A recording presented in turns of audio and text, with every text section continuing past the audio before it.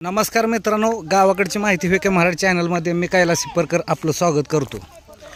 मित्रांनो, लक्ष्मीनगरमध्ये पिण्याच्या पाण्याची अतिशय भयंकर वाईट अवस्था असताना तुम्ही बघू शकता विठ्ठल मंदिरापाशी ही टाकी आहे आणि ह्या टाकीमध्ये पाणी सोडलेलं आहे आता 8 दिवसातून।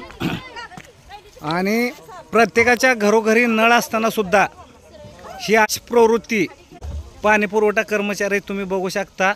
जवळजवळ किती वाजलेत बघ रे जरा आता,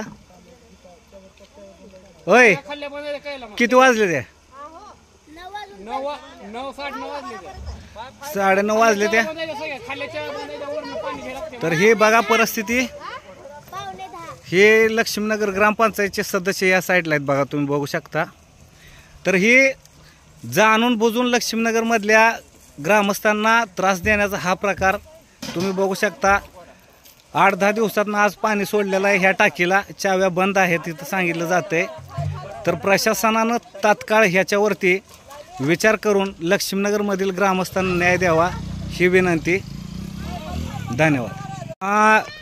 ही टाकी धुतली का कधी आपल्याला माहित आहे का दर्यापा? टाकी धुतली का? ही टाकी धुतली नाही। किती दिवसापासून ही टाकी बंद आहे?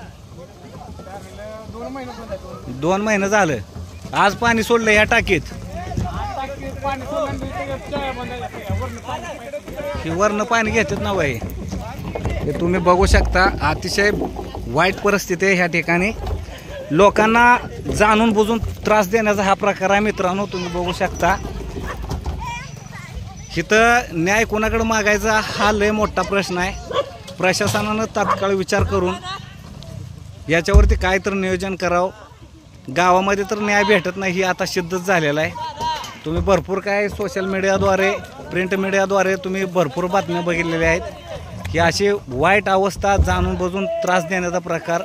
घरोघरी नळ असताना 5-5 मिनटं जरी पाणी सोडलं असतं तर व्यवस्थित काम झालं असतं। हे आता इथून पाणी अर्धा किलोमीटरपर्यंत घेऊन जायचं, ह्या काही कारण नसताना घरोघरी चाव्या असताना ही मुद्दाम त्रास दिला जातोय आणि वेळेतच निर्णय घ्यावा प्रशासनानं ही विनंती।